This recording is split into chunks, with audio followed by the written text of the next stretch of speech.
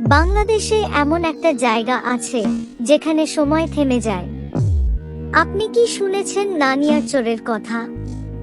নানিয়ারচর নদী, সবুজ বন, হাওরের জল, সকালে সূর্য ওঠা আর নৌকায় হালকা ঢেউতে ভেসে থাকা একবার দেখলেই মনকে শান্তি দেয়।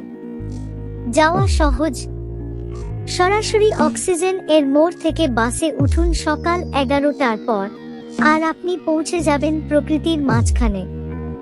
এখানে ঘুরে দেখার আছে সেনা ক্যাম্প, বিভিন্ন গোষ্ঠীর ধর্মীয় স্থান, স্থানীয় বাজার এবং হাওরের সৌন্দর্য।